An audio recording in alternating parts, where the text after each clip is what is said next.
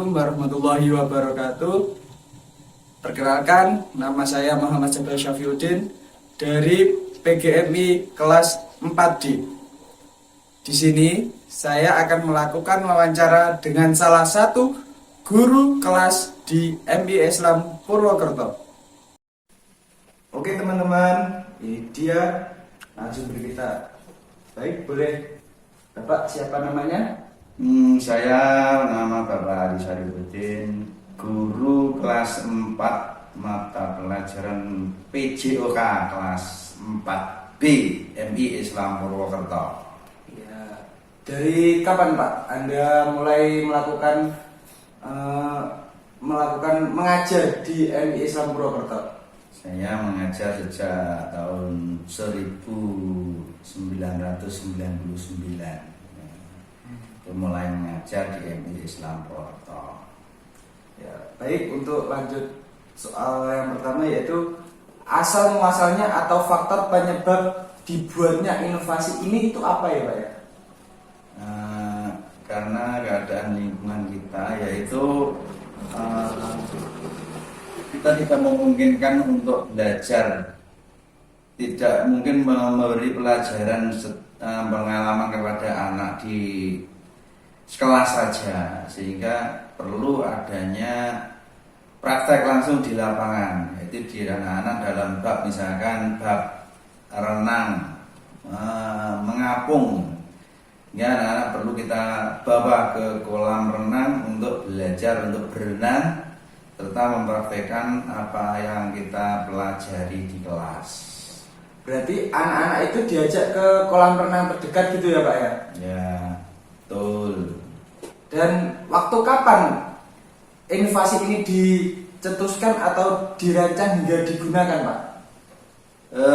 Sebetulnya malam materi ini kan kita punya materi yang harus kita berikan dalam kurikulum Merdeka. Itu ada beberapa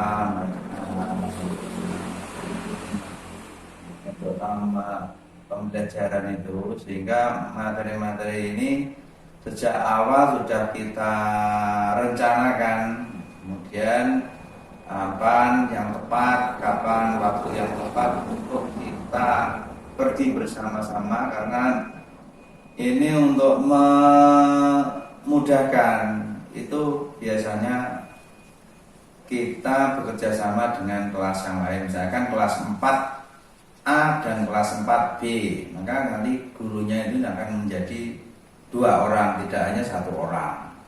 Berarti tidak cuma Anda sendiri, tapi juga ada guru kelas lain. Ya, betul. Siapa saja yang terlibat atau membantu membuat inovasi ini Pak? Nah ini ya, yang jelas kita adalah partner kelas guru dari kelas lain, kelas 4A misalkan. Karena ini adalah materinya sama, sehingga kita merencanakan bersama-sama. Baik, yaitu bagaimana proses awal pembuatan inovasi ini? Yang jelas kita merencanakan dalam bentuk perencanaan pembelajaran. Setelah itu kita bermusyawarah bagaimana nanti bisa terlaksana dengan baik. Setelah itu pembelajaran di kelas, memberikan materi kepada anak-anak. Setelah itu baru kita mengadakan pelaksanaan untuk di lapangan, sehingga anak-anak setelah nyemplung ke kolam itu mempunyai materi, mempunyai bekal apa yang harus dipraktekkan di sana. Terus kemudian mengerti juga bahayanya apa. Karena hal itu merupakan air itu merupakan bahaya yang nomor 1. Itu sesuai dengan dawuh Kanjeng Nabi. Karena apa? Bahwa umat Islam itu kan diperintahkan untuk mempelajari anak-anaknya untuk renang itu dan memanah itu salah satu. Makanya ini selain pembelajaran juga pelaksanaan sunnah Rasul. Gitu. Terus belajar mengapung. Cananang, ayo. Sini, mengapung.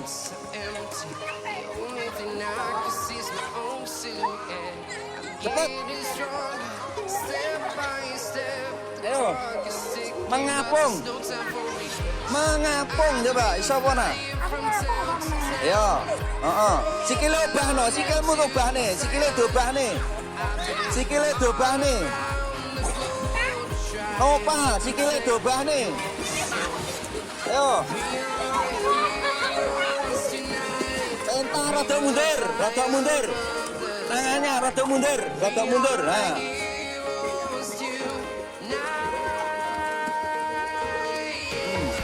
Pak, ayo.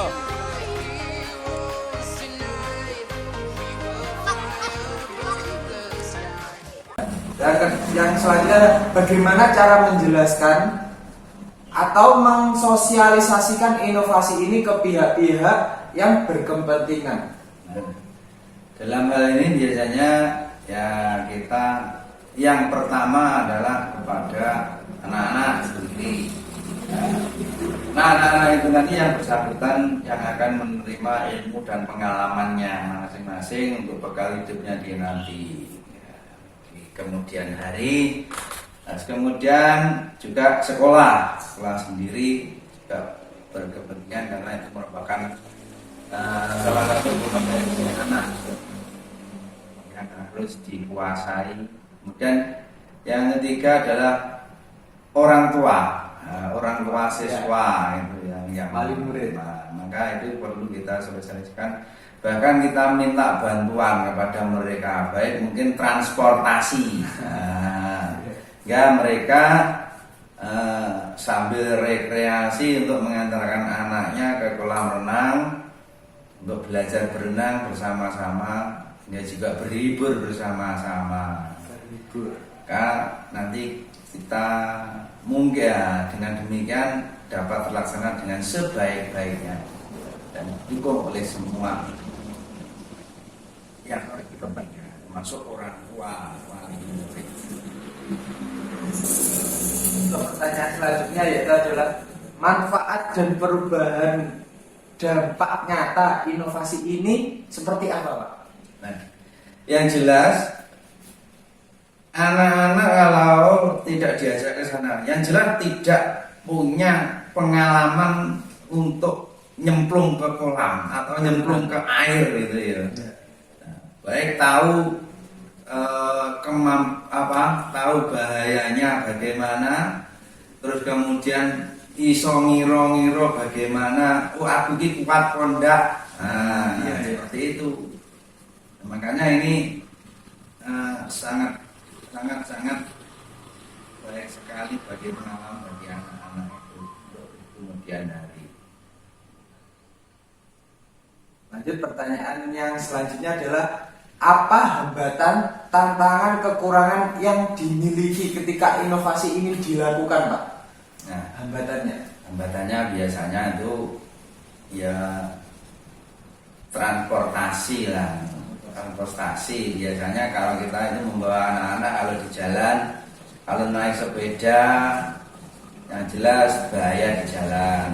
Perlu ya, akhirnya kita orang murid kita tantarkan bersama-sama dengan wali murid itu untuk menyelesaikan masalah tantangan itu.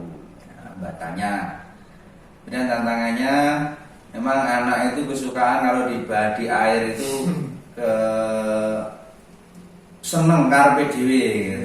Sehingga perlu pengawasan yang lebih ketat. Dan jumlah anaknya tidak hanya satu, kalau diawasi orang satu kan ya kualam. Nah, makanya butuh orang kita banyak bekerja sama dengan orang tua, dengan yang lain mungkin itu akan lebih baik dan lebih terkendali. Ya, anak keamanannya pun juga bisa terjamin. Dan kekurangannya itu Kurangannya biasanya ya tenaga, dana dan sebagainya. Tenaga, dana dan lain sebagainya. Itu sudah dapat diatasi lah. Ya. Masalah kekurangannya yang jelas baik. Ya, kolam renangnya agak jauh. Kolam renangnya agak jauh. Ya. Baik, ini pertanyaan terakhir. bagaimana cara mengatasi hambatan, tantangan, kekurangan tersebut. Cara mengatasi hambatan. Caranya nanti kita komunikasikan dengan orang tua atau murid itu tadi, sehingga semuanya nanti bisa teratasi dengan sebaik-baiknya dan bisa terlaksana dengan sebaik-baiknya. Dan juga itu berkolaborasi dengan guru-guru kelas lain gitu juga. Betul. Halo teman-teman, baik itu tadi wawancara dari saya dan Bapak Ali Syarifuddin. Sekarang kesimpulannya dari wawancara tersebut adalah bahwa inovasi ini dilakukan dengan cara praktek langsung, dengan melakukan yang pertama itu adalah perencanaan, yang kedua itu adalah memberikan materi di dalam kelas, dan selanjutnya itu adalah melakukan proses praktek langsung di lapangan. Karena apa kok kita harus melakukan pemberian materi di dalam kelas? Itu agar anak-anak itu memiliki bekal agar apa yang harus dilakukan pada saat praktek tersebut, dan mengerti bahaya dari di dalam air tersebut, agar tahu gitu. Karena hadis Nabi itu bahwa anak-anak itu harus diajarkan untuk berenang dan memanah, karena berenang itu merupakan sunnah dari Nabi Muhammad SAW. Demikian dari saya dan Bapak Ali Syarifuddin. Assalamualaikum warahmatullahi wabarakatuh.